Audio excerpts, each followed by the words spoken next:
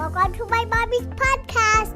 This podcast is sponsored by Bio-Optimizers and specifically their Magnesium Breakthrough product, which is their organic full-spectrum magnesium supplement that includes 7 unique forms of magnesium.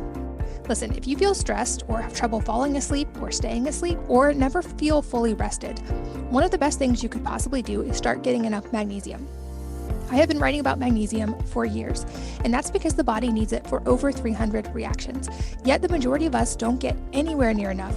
And things like stress, caffeine, lack of sleep, and even certain foods can deplete us even further. But don't just run into the store and buy the first magnesium you find.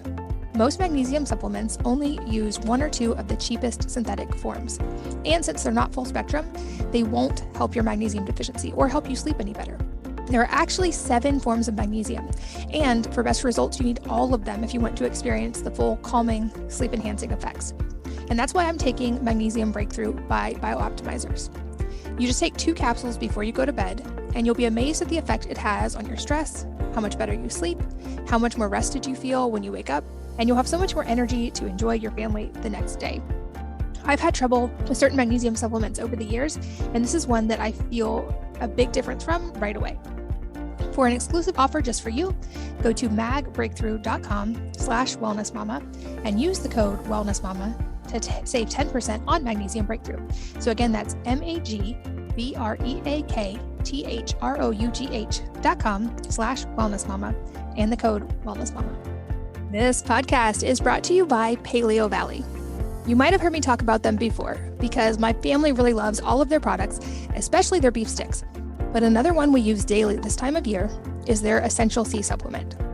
Vitamin C is well known for its ability to support a strong immune system, and they use 3 of the most potent vitamin C-rich superfoods on the planet: the amla berry, the camu camu berry, and the acerola cherry, for 450 milligrams of natural whole food sourced vitamin C per serving.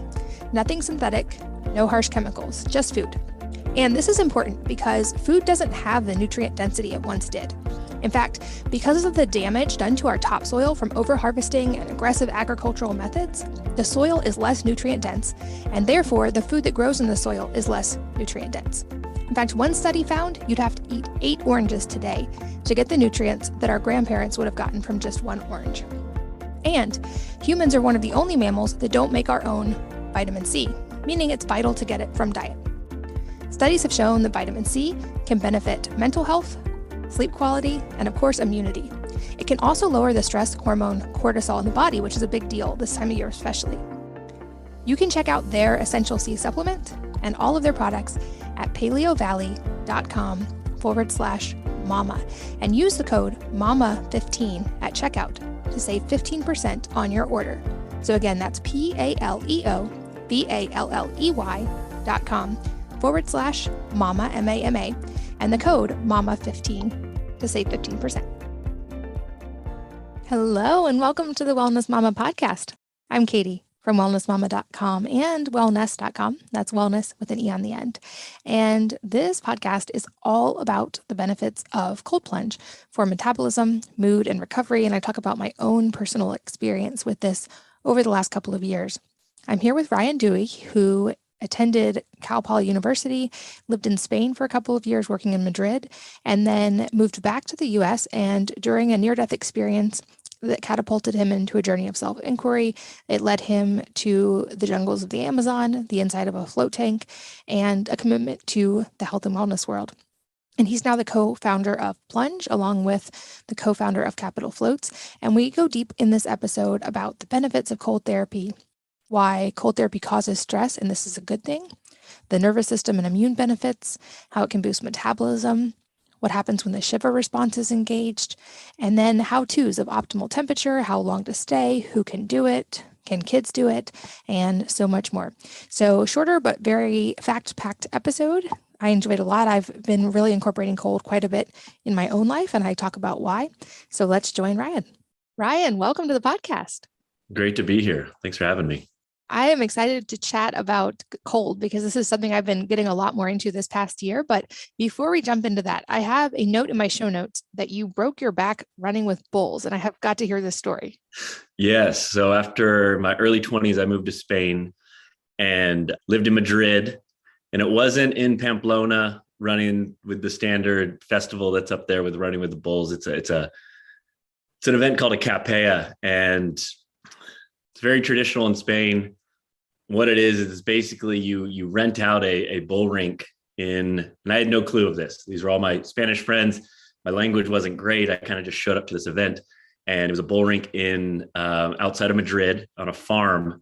And basically what it is you're out in this rink and you run with bulls, and they kind of move around, and a lot of the Spanish people were much more eloquent with how they moved with them and knew how to kind of dance with them. And when I say dance, I just seen like move, and I was not. And so I was one that young 20s wanted to show off a little and was out with the bulls. And let's just say the bulls won and knocked me down, and awesome experience out there. But yeah, it was one that came back later. I didn't even know I broke it. I couldn't really walk the next few days. And then I came back to the States and I had a chiropractor appointment, did some x-rays, and chiropractor was like, Ryan, did you know you have a slight fracture in your back? And I was like, I knew exactly from where it was about 4 months earlier. So that's my bull experience.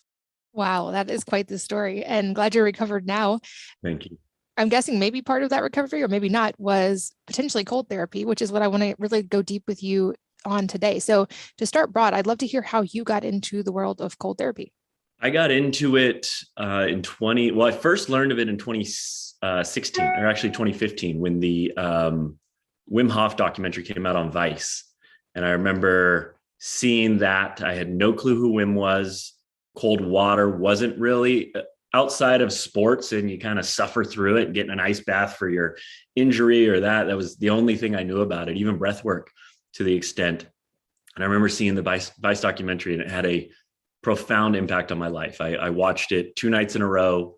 I cried both nights, and just the inspiration of who Wim is as an individual and what he was bringing forward of us being in control of our nervous system and being able to heal ourselves through different sicknesses and ailments and everything that came with that. And I didn't really act on it. I just learned of it. And it wasn't until 2018 that I had a number of sicknesses. I had about 5 colds over 6 months. And I was what I thought was healthy. I was active. I just kept getting sick. And that's when my health coach, health mentor brought forth like, hey, let's start incorporating some daily breath work, and let's start getting you into cold water.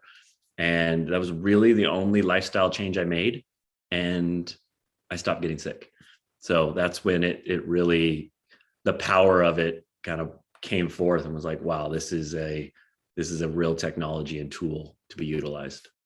So if you can give us an overview of maybe some of the benefits of cold therapy, because a lot of our listeners are women, and I will admit I was like this as well for a long time. I would hear about cold therapy and I would read about the benefits, and I would be like, no, I'm not doing that. I'll do sauna, I'll do exercise. I do not want to get cold. But I have become very much a convert these last couple of years. So talk to us about what the benefits are. Something that we're still figuring out. It's one, I could speak for myself with the benefits of, why I do it. It is the mental resiliency. It's the consistency of doing something hard daily. And I really think there's some power in the consistency of it and rewriting like neural pathways in there. So getting into the cold, the big thing that we're doing is we're stressing our bodies out. It's an intentional stress. There's environmental stressors that we have all the time daily. And then there is this, what we call hormetic stress, and getting into the body to naturally bring on adrenaline into our body. And then from there, it's us controlling our breath in this hyper stressful state. In a sympathetic fight or flight state, we get to override the system and actually breathe. So it's going to it has massive impacts on our nervous system. So great for just building a more robust nervous system or immune system, and our nervous system. Naturally our breath throughout the day gets really shallow. We get stressed out all the time, where the plunge is just an exercise to really build that muscle within our body. So autonomic nervous system, which is the nervous system and the immune system, great for blood flow. Getting in there, you're going to get better blood flow into the vital organs. It's shown impact for metabolism, increasing metabolism in the body, cutting down on inflammation. Those are some of the main ones that are there. And then, there's still studies that are coming out of other things that are happening. The big thing for me is I just hear so many different people with different benefits that they're experiencing. With Plunge, we have a lot of different customers that come back to us, and they're just have turned to a lot of different things. Like we just recently, this is one that just happened recently. We had a person that had COVID, and they had COVID long haul, and they were, had tried everything. They were in studies. They were taking all the medications out there, and we get a text, and the guy's had the unit for a week, and his recovery score on Whoop, he's like, I have not seen this since I had COVID, into my ability to sleep, my ability to, I finally feel calm, which is him saying my nervous system has finally calmed down. So that was just a personal testimony that just happened recently, but it's a pretty wide spectrum of benefits. Yeah, I definitely have felt that myself on the amazing energy and hormones that seem to kick in after cold. Like, admittedly, for me, still that first little bit, 30 seconds in cold is not the most fun, but you feel so amazing when you get out. And I used to say, like, I'm much better now. I used to say I wasn't good at meditation. And the beauty of cold is you get in cold water and all of a sudden you can meditate, because you can do nothing but focus on your breath. You're not making a to-do list. You're not worried about what's for dinner. You're not, like, all the stress goes away and you're like, and breathing. I'm just breathing. I also recently talked to a guy who used to play football and had a lot of TBIs. And he said cold is the only thing that helps his brain like relieve that pressure and kind of like increase his focus. And I think there definitely seems to be like a neurotransmitter connection there. I haven't heard that one. The concussion. That's incredible. Yeah, it was just anecdotal for him, but he said it's now, I think he does 20 minutes a day, just purely for the mental side. And I've read some data that there are kind of separate benefits if you do cold by itself, and also like contrast therapy, combining heat and cold also has a lot of benefits, but kind of like they're different camps almost. Can you explain? I know a lot of people like to do sauna cold, just compare and contrast using them in different ways like that. Mm-hmm. Yeah, it's the contrast is, so first, like for cold, one of the main mechanisms, if you're just doing cold, is a lot of people do it, are really attracted to it right now for metabolism increase. And so the cold is really phenomenal to get in and stay cold. And it's the body kind of adapting strictly to the cold. So if you're going to be heating back up after, that might not be the best route for metabolism. But for contrast, I find it to just be, on a personal side, it's the most calming mechanism. Like when I get into the cold, I'm on fire. And then when I contrast back and forth, my sleep is on another level when I incorporate the contrast. It's also one for probably a lot of your listeners here of women and pregnancy, and mitochondria is so important for that. And, it is important. And I'm not saying it's the best to get into an ice bath per se in 30 degrees. I wouldn't really recommend that for a pregnant mom, but it is important to challenge our mitochondria in those states. So going maybe in a cooler temperature of a 60 to 55 degrees and then warming up a little. And I'm not saying a sauna at 200 plus degrees, but at least doing the spectrum where you're challenging the mitochondria. And that's going to, that's so vital for that health during that period of time. Yeah, I'd love to understand a little bit more about the metabolism benefits, because I've definitely seen this and I know a lot of people are using it for that specifically. And I've definitely firsthand witnessed the sleep side as well. It takes an act of the will for me every single time, but I know if I get in the cold or even just 3 or 4 minutes, about 20, 30 minutes before bedtime, my deep sleep score is amazing the next day. So I'd love to understand, like, what is the mechanism that's happening with metabolism benefits and then also sleep? Andrew Huberman has a lot on this right now. He did the deep dive onto metabolism. His big thing is taking us to, you really want to take yourself to a shiver, and that shiver response is some sort of trigger into the body on the metabolism side. And there's the discussion of brown fat versus white fat and what those does to the body, and getting that cold response has been shown to turn white fat, which is kind of our, as we age, it's a less energy source than brown fat, but cold water therapy, increased metabolism can turn our white fat to brown fat. And that's something that, like, all of us as babies, that was what we had. We have brown fat that's like natural in our body. And then as we age, biologically, that's a lot of our fat turns white fat. So getting into the cold is a great response to kind of browning, for lack of a better term, our white fat to brown fat. And then a metabolism side, it's I don't quite know the exact mechanism, but for me, it's like my body's just like alive. It's almost like there's an energy output that's taking place. And, you can get it, like you said, in such a short window of time. It's not a long window that you have to, it's not 20 minutes that you need to go sit in an ice bath. And it doesn't even need to be in 30 degrees. It's 2 to 4 minutes and even 55 degrees. And you're going to start getting that response in the body. So let's talk about those two variables, because I know I've seen a lot of debate, and there does seem to be a trend right now, at least on social media, of like, go colder, go longer. And I do have to think like eventually there's a diminishing return. And at some point, it's actually not going to be great for the body to push it too far.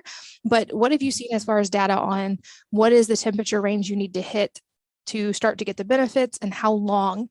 Because I've read, for instance, some data that even in the low 50s, you're getting that tangible benefit, you're hitting shiver response, and that maybe there's no need to push it into the 30s to actually get those benefits. Absolutely. I actually encourage anyone that, any of our people that get a plunge, or anyone I'm talking to, I'm like, start in that 55 to 60 degree range. The biggest thing for me is finding consistency. I liken cold therapy to working out. We get the benefits from working out by being consistent, and getting in at 39 degrees for 20 minutes your first time, it's probably not the best mechanism in. You don't want to go do a CrossFit workout, your first workout back in 6 months, and break your body down and not be able to get back into the water. So there is, on Wim Hof's site, they talk about this 60 degrees or less. They've shown benefits for this. And it's really, this is kind of the magic of it, is it's listening to your body. Like, all of our bodies are different. And that is the beautiful part of cold plunging to me, is you have to kind of build a relationship with yourself in the water, in the cold, being able to listen to, where am I at my threshold? Where is healthy for me? Where isn't healthy for me? And yeah, so to your point, I think it's finding consistency and finding a temperature that you can get in. Start for 2 minutes, maybe, or don't even do minutes, do breaths. Let's go like 20 to 30 controlled breaths. How long can you do that for? Your body will naturally tell you, hey, let's start lowering this temperature. Like you said, there's diminishing returns. It's like a workout. You've done this weight now for 3 months. You might want to start pushing it, or try a different workout, get your muscles feeling a different workout. It's the same thing of what we're doing to our nervous system. We're working it out, and we need to play around with the times and the intervals of how we're doing it. Yeah, I think of it a little like fasting, where there's certainly physical benefits as well, but I feel like the resiliency and that building that mental toughness is a huge advantage of the cold. And especially, I was so resistant to it. It's been really fun to see my ability to stay in go up over time. I also am competitive. So I know in myself, I've pushed it a few times just to prove I could, and stayed in for too long. And then you feel tired the whole rest of the day. So there is that point of like, listen to your body. And I didn't do that. Is there any guidelines also about how far into the water to go? Because I know, for instance, like if I go full thyroid in, it's a totally different level than if I'm just like, waist deep or chest deep in the water. Totally. Great question. Yes, it like you said, it totally matters into where you're at in the body. I think from a optimal plunge standpoint, it's trying to get all the way down, shoulders under, up to your neck, in is the rest of the body in. Your hands and your feet are always like a very intense point. So for myself, my feet are under and I can do it. My hands, I usually hold out, and then I'm bringing them in I kind of fluctuate between every 15 seconds, and I just try and take them to its limit, and then I bring them out. It's where the most nerve endings are in our body. So they're going to be the most intense part in the body. And I encourage, like my girlfriend, she plunges all the time, and sometimes it's just getting into her, below her chest. And it's like finding the place that you can get in and do it.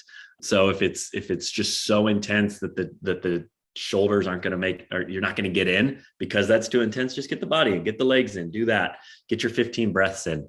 But yeah, I think from an optimal standpoint, it's getting that neck in and then trying to submerge as much as the body as possible.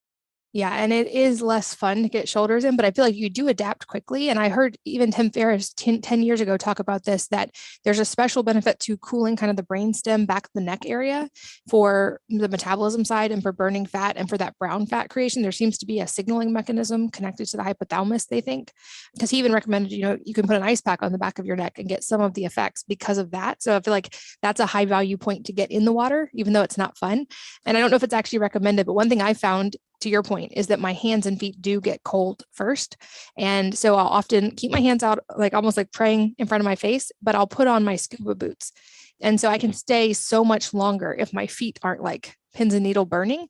And my thought, hopefully, is that I'm able to keep the rest of my body in longer, hopefully create more brown fat.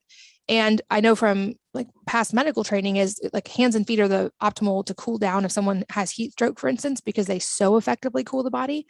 And so, but they also don't have a lot of fat typically. So there's kind of minimal benefit to getting your hands and feet extra cold. So at least that's one of my hacks that I do. I don't know if it's recommended, but I find it can stay so much longer. No, that I've heard that from other people, and that's super intuitive on your part to listen to your body and figure out how do I. That's part of the game, is figuring out the part that you can withstand longer in there. Yeah. And especially when I used to have thyroid issues, I found like those would really like hurt because I was already kind of like cold anyway. But the cool part was getting used to the cold. I felt like my body temperature actually went up over time and I kind of adapted to it. And actually like my basal body temperature went up. So even though it seems like if you're already cold, you don't want to get cold, I feel like it can have that amazing rebound effect, which probably is going back to those metabolic benefits. It also feels like it's important anytime we're talking about anything to make sure we cover benefits and also potential risk. So are there any risk or downsides to cold therapy or things people need to be aware of before they jump into a cold practice? Yeah, I mean, heart issues, it is a stressor on the body. That's the pure intention that we're doing of getting into the cold water, is to stress our body out. So, if you have heart issues, that's definitely one to monitor, whether it's talking to your health practitioner or just easing in, starting out your first time, and it's a new way to learn your body. So I think the heart's a big one. Like I've talked about for earlier with pregnant mothers, I think finding, I'm not a doctor. It's not, obviously I haven't been pregnant. And so I don't quite know that, but it's talking to some others that have, it's finding, it's not going super extreme with it. So I think that's always the biggest thing is getting into it. Don't redline it your first time. And that's really for anyone, and finding that temperature that you can just kind of get in, take you to your edge and build some consistency with that. And I know anytime we're talking about pregnancy or nursing, it's always, of course, a talk to your medical professional before trying anything kind of situation, of course. But I know when I was in Finland, we did sauna and cold plunge in very extreme conditions. And there were pregnant moms in both of those. And we're talking like 180-degree plus saunas and 28-degree moving cold water. So I definitely have seen people do it. Is there any data that you've seen? I know we also can't really do easy studies on pregnant women, but it makes sense to me that women would have encountered cold while pregnant. Like we don't just naturally get to live in a perfectly 70-degree environment just because we're pregnant. Are there any safety guidelines around that you know of? I haven't. I've definitely scoured the internet for different studies on it. And there's been some PubMed has some stuff on it. It's also one, like with me, I don't have experience with it. So I wade into that like much more cautiously, into just encouraging people, like it's kind of a self-exploration thing. And then on the data standpoint, I don't have anything to really bring forward there. For a lot of our listeners, most people listening are moms. So another question I know we're going to get is, what about kids? And I'll say on a personal level, again, not medical advice, but I often will get in with one of my kids and we'll kind of compete to see who can stay longer. Fair warning, it's tougher when you have a moving child moving the water around because you stay colder. But what do you recommend when it comes to kids and guidelines? I know in the sauna, I've had experts on here say it's fine, but they need to listen to their body. So if they get hot, let them get out. Is it maybe the same with cold, or any guidelines there? It's exactly the same there. It's been interesting. Kids are so attracted to the cold. I'm sure, I don't know if you've seen that with your kids. It's just this curiosity with it. And it's actually something we hear with a lot of our just people that plunge. It kind of brings back that childlike life into them. Like they feel like a child again in the cold. So there's some interesting parallels there. But for kids, I always recommend, they're going to know, a lot of them, it's a shock. They get in, they're only going to be in for so long. So they're going to listen to their body. I think the goal with kids that I've seen and my family and whatnot is just getting them to get a few controlled breaths in there. Like there's going to be such a shock to them, and it's a fun, and it's like they want to scream, and it's like, can they just let's just go 3 to 5, like can they send that signal to their body? Like, I'm safe, I'm okay. And I think that's the goal of just kind of a bite-sized bite-sized win for a kid. Yeah, I feel like kids are so instinctive too, and they do know when they're not going to push themselves past the point where it's dangerous because their bodies will absolutely tell them to get out. But it's fun to watch my kids because, especially the younger ones, their responses are so natural. They usually start laughing, which speaks to all the release of all the neurotransmitters and dopamine that's happening when you get in cold water. Totally. Yeah, it's a lot of fun to watch. Another tip I have personally is when I was trying to do like work up to 5 minutes a day, I would put on a song that was 5 minutes long. So for me, it was Lady Gaga's Bad Romance. And then I always knew like there were benchmarks like, oh, when she starts speaking French, I'm almost done. I can get out soon. But now it's funny. It's so Pavlovian that if I hear that on the radio, I start getting goosebumps. It's like a trained response these days. That's an incredible hack. We've heard like the one song is the thing that we hear from so many people. Like, I'll stay in for a song. And it's just another way to kind of hack it and know and train the body that, send a signal you're safe. I love the Lady Gaga song.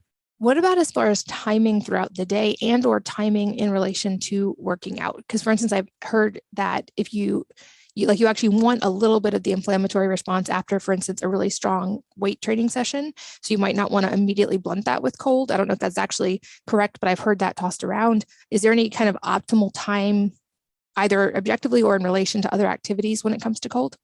My simple answer is, when can you do it?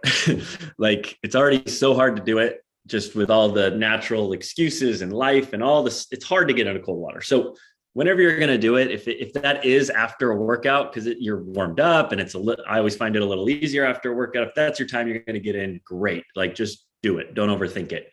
And to your point, yes, we do want that response post-workout and to kind of get right into the cold and suppress that inflammation impact that's taking place. Like that, it will have an impact on our workouts. But like, I was talking to Dr. Kelly Starrett about this. He's kind of a recovery expert. And his big thing is, he said, if I had a client, that they're a bodybuilder or some professional athlete, yes, I would recommend them probably not to get in the cold right after their workout. But most of us aren't that. Most of us are working out for health and wellness. And so the biggest thing is like, how do I just feel good to go work out tomorrow? So if that means cold plunging, like that might be more benefit for you than being concerned about getting the maximum gains from your workout. So my answer is, I think, yes, there is something there. And I don't think a lot of us are at a spot to really worry about that being the factor. Can you speak to the hormonal side a little bit? I know, like I said, I've seen data about cold plunge helping with hormones, but any specifics on what's actually going on there that we know about? I know, like you said, it's an early area of research, even though there's age-old evidence of this, but do we have any data on what is happening with our hormones when we get in cold?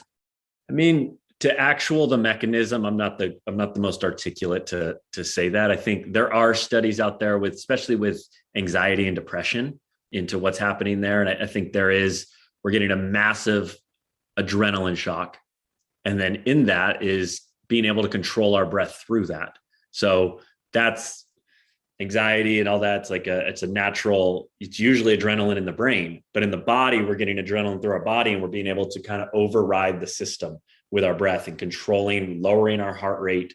So there are some studies out there that show different sample sizes of anxiety, depression, and people having impacts from getting in the cold. And I think that's kind of the depth that I understand it. It's a unique one online where there's probably a lot of other things under the surface that's happening that we don't even quite realize yet. And like I mentioned, most people listening are parents. So I'm curious if you've heard any specific kind of cool, unexpected things from families specifically who incorporate cold plunge. You talked about it, it's created this unique family time that I did not anticipate when we launched Plunge that would be a thing. It's become this kind of, I hear so many moms and dads. It's become this ritual with my daughter every night that we go and we do something hard together. It's become this family time as opposed to like game night. It's like we're doing Plunge night.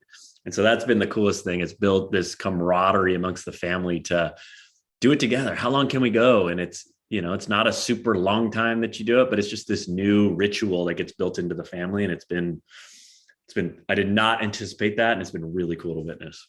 And I know you have several probably specific products for cold plunging, and that you're making this a lot more accessible to families. Like I know when I first started this years ago, you would kind of have to build one out of a freezer that wasn't the best experience. Make sure you unplugged it so you didn't accidentally shock yourself. And sometimes it would freeze over and you'd have to chop the ice, and there was a whole thing around it.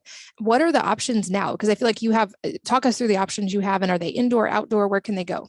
Yeah. So our unit it came kind of out of this conundrum of it's either a chest freezer, which, it's kind of an eyesore. It's not the safest thing.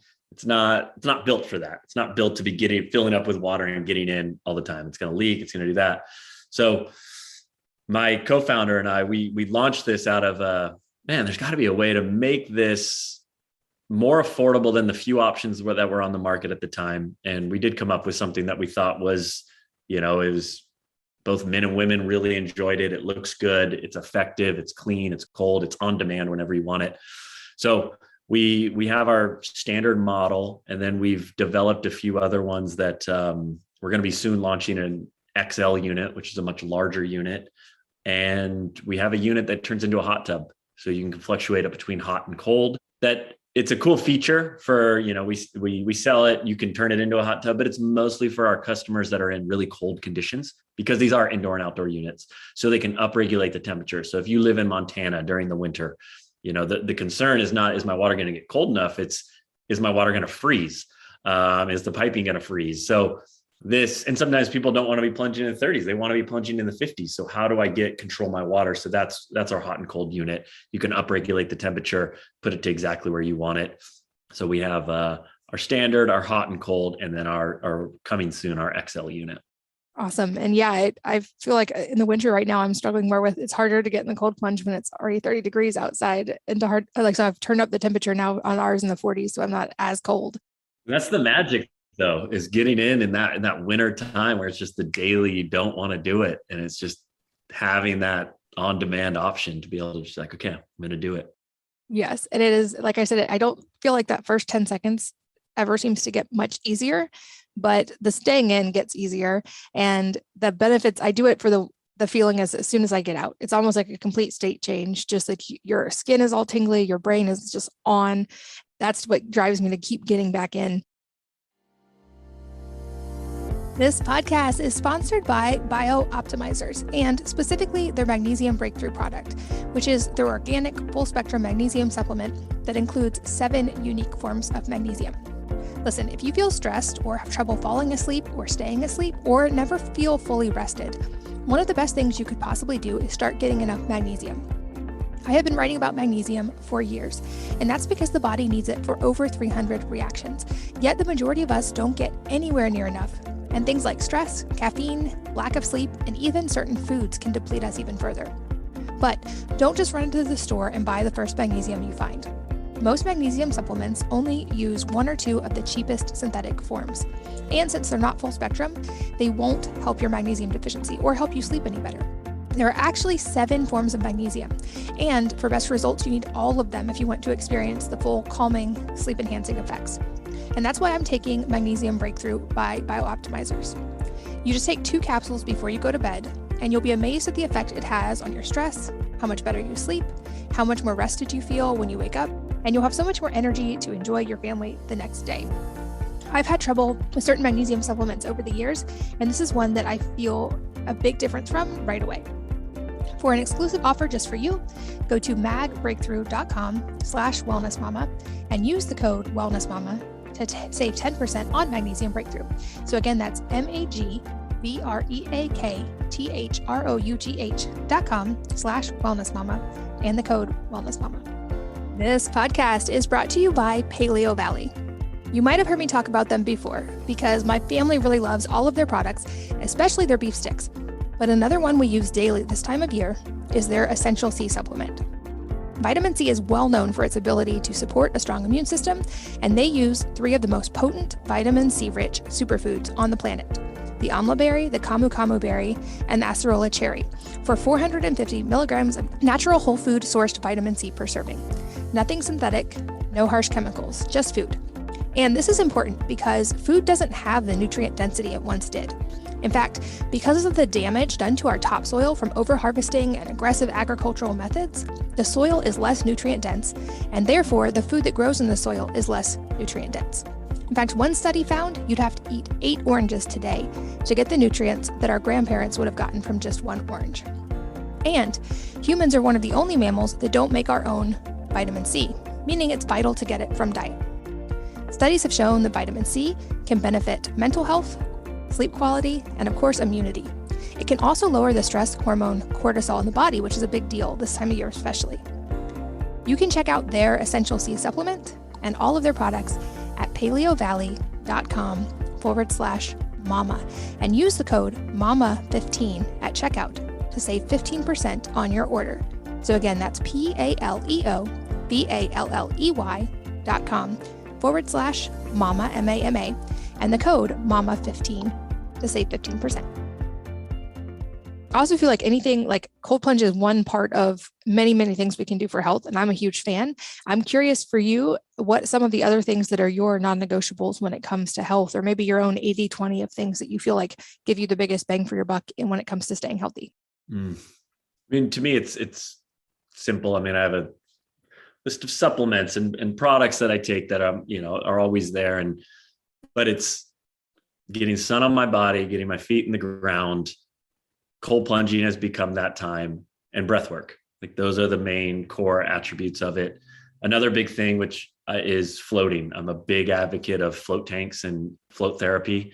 So it's kind of the opposite of plunging. Where plunging, you're bringing in this stressor to your body. Where getting in a float tank, you're getting the Epsom salt. We're all to some level deficient in magnesium. So getting into the tank, having that experience, and then it's really getting the external stimuli cut down on the body and getting in there for 60 minutes, whether it's a full meditative experience, which it's not always that experience, but it's just, that is a complete calm to the nervous system. So for anyone that is not familiar with what float tanks are, I'm sure a lot of your audience is, but float tank is a chamber you get into. It has about a foot of water and about 1,000 pounds of Epsom salt. And you go in usually with no music, no lights, and it feels like you're floating in outer space. The water's heated to skin temperature. It's about 93.5 degrees. So you don't really know where your body ends and the water begins. And you really just get to let go and surrender and have no gravity on your body, really release a lot of tension that's in the body, and then just have the mind, what's really taking place over that window. And it's kind of up for debate, the exact time period, but usually around that 45-minute mark, the prefrontal cortex and the exterior lobe start to separate. And when those are connected, it's when we have the chatter, the monkey mind. So when those start to separate, we get those moments of clarity, those moments of peace. So floating's a big advocate of that, whether that's once a month, twice a month, however often you can get in. That's a huge, huge tool. Yeah, I've done some floating in the past as well. And it's amazing how it both seems like you're in there forever and also for like 2 minutes, like time kind of disappears once you kind of get relaxed in there. And it was a weird experience for me the first time, but then it was easier to like just get into that state change pretty quickly. And I think especially for moms, it can be an attractive biohack because it's totally quiet and peaceful and no one's asking you for anything. And you literally just get to be for a few minutes, which is a rare treat for a lot of moms, I think. I also love that you brought up sunlight because this is a recurring theme among high achievers on this podcast. And I think one that's often underestimated is just getting natural light a couple times throughout the day. From the data I've seen, has a really profound impact on hormones, like pretty drastic. And I've seen that in my own labs, especially getting in the sunlight or in the morning as soon as possible after waking up is a really important signaling mechanism for sleep and for your correct cortisol patterns. And I think that's one of those great things that's completely free that we can all do. And that seems to really compound the benefits of anything else we're adding in. 100%. It's like, as I've gone on my wellness journey, is like our body naturally has its own cycles. And it's like, what are the triggers to just kind of like when we're rising in the morning, like what are the triggers that the body to get the body to be doing that it wants to be doing? So, sunlight is that, I wouldn't even call it a hack. It's just the fuel that gives that body that response. And then we can, it naturally starts to do what it's supposed to do. Absolutely. I'm also a big fan of a little bit of midday bright sunlight because that's another very just important signaling mechanism. And skin exposure to me is very important, but also people don't realize there's sensors in our eyes that respond very drastically to natural sunlight. So even just 10 minutes of being outside on a break, on lunchtime, go for a walk, it makes a huge difference in your hormones over time. Just like we've talked about with cold, that like hormetic stress from cold can make a huge difference in hormones over time. And to your point, I think it all does go back to consistency as well. And actually, what can you stick to? How can you actually incorporate it? A couple other questions I love to ask for the end of interviews. The first being if there's a book or a number of books that have had a really profound impact on your life, and if so, what they are and why. A book that's just been timeless for me, and I keep coming back. I've read it a number of times, and it's a book called Who Dies, and it's by Levine. Levine, this was written back in the 80s.